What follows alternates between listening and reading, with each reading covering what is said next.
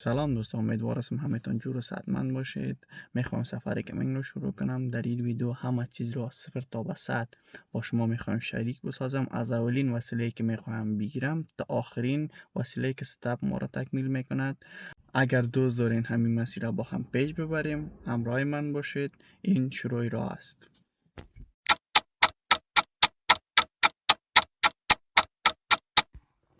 من تمام لوازمی که ضرورت داشتم در بسکت انتخاب کردم که شامل یک دانه لایت LED می باشد و یک دانه میز گیمینگ 140 در 60 سانتی متر است و یک دانه وبکم 4K بخاطر لایو استریم انتخاب کردیم. یک دانه چوکی از برند جی تی پلیر که بسیار چوکی راحت و مقبول و زیبا می باشد. شما میتونید نظر به سلیقه خودتان انتخاب کنید. یک دانه هدست گیمینگ بسیار دارای لایت مقبول که شامل یک دانه میکروفون هم می باشه انتخاب کردیم. یک دانه میکروفون از برند فایفون مدل AM8 انتخاب کردیم که بسیار صدا را شفاف ثبت میکنه. یک دانه مانیتور بسیار پرقدرت که 27 اینچ از برند گیگابایت می باشه که 4K نشان میده. بسیار تصویر شفاف نشان میده. یک دانه کیبورد از برند دل انتخاب کردیم. شما میتونید نظر به سلیقه تان انتخاب کنین هر کیبوردی که خواسته باشین. و در اخیر یک دانه ماوس گیمینگ انتخاب کردیم که وایرلس می باشه. شما میتونین هر رقم ماوسی که راحت هستین انتخاب کنین.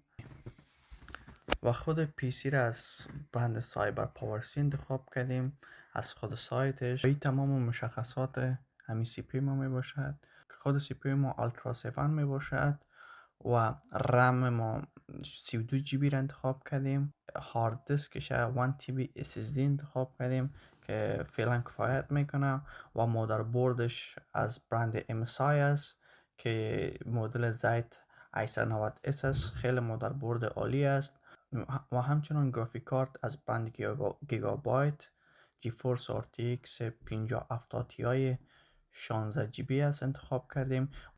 یک خوبی که سایبر پاور پی سی داره این است که شامل وارنتی می باشد و قیمت از این پی سی ما در مجموع 2178 پوند می باشد.